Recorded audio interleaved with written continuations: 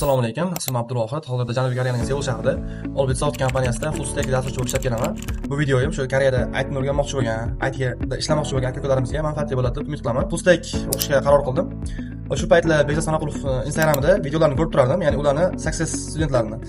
Ya'ni juda ham kam vaqt davomida katta natijaga erishayotgan bolalarni ko'rib havas qildim juda ham havas qilib va o'zlariga aloqaga chiqdim va maslahatlarni berdilar. MIT guruhlarini intervyularga yozildim. Intervyu amaliy nazariy intervyular bo'ladi va shulardan o'tib MIT 10 guruhiga yozilib, MIT 10 guruhida darslarni boshladim. Darslar menga juda ham yoqdi, juda ham qoniqtirdi. Chunki darslarda bosim juda ham katta. Har qanday talaba ham u darsda o'qishga majbur. O'qimagan talaba darsdan chiqarib yuboriladi va Bekzoddagi bu kurs ustida juda ko'p ishlaganlar ko'rinib turadi. Chunki juda ham katta bilimni 5 oyga sig'dirganlar. Ya'ni front-end, back-endni 5 oy ichida full stack bo'lib o'rgansa bo'ladi.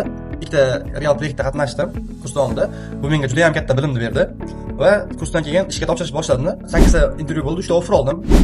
Va hozir ishlayotgan kompaniyamni tanladim, lekin database kelsam bu yerda boshqacha, keyin frameworklar boshqa ishlatilayotgan edi, lekin bu menga to'sqinlik qilmadi.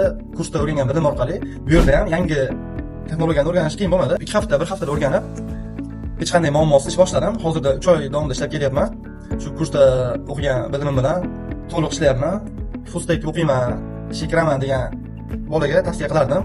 Kurslarga yozilib, qattiq harakat qilib o'qishdi. Chunki o'zimda ko'rdim, natijasi juda yaxshi bo'ldi.